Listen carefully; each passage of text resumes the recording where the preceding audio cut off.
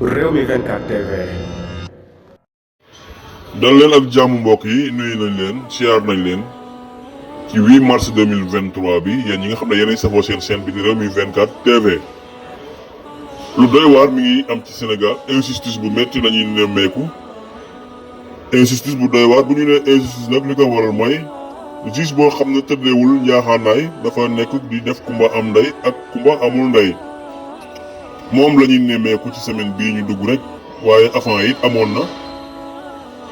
journaliste bii nga xam ne mooy Papis Diaw nekk foofee ca TFM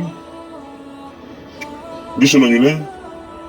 dañu ko jàppoon waaye liberté am na ko tey jii daal dinañ koy libéré mu delluwaat ca liggéeyam dellu ca njabootam. waaye ñu gis nga ki nga ne moo di Pape Ndiaye nekk fële ca Walfadjri TV gis ngeen ba ñu ko placé en garde à vue procureur bi ba mu ko woowee daf ko dóor defeere la ko may.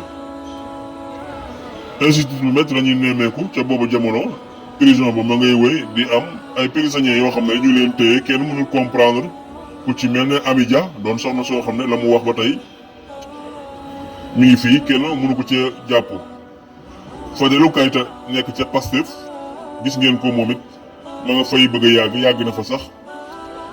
ci injustice la ñu ko jàppee moom it. ki nga xam ne moo di Ndongo Diop moom it ci injustice ko jàppee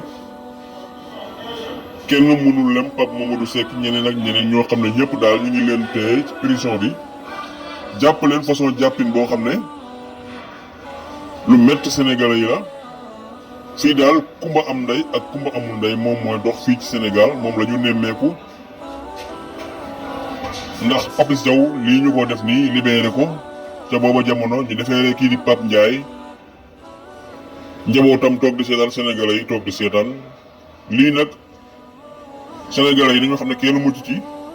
yow mi toog di reetaan ak a nekk ci sa jàmm ëllëg dina la daay doole dugal la ci kaso bi tëj la ba heure bu leen neexee ñu leere la te doo ci mën dara te loolu dafa war a jeex ci àdduna nekkatuñ te jamono yu njëkk ya ñu ngi ci 2023 tey jii nii injustice lu ñu waroon a mën a jeexal fii ci Sénégal la. justice boo xam ne ku ko neex jàpp ku ko neex libéré loolu la ñu nemmeeku fii ci diwaanu Sénégal kon ñoo ko gisandoo noonu mbokk yi di leen ñaanal jàmm ak salaam di ko ñaanal.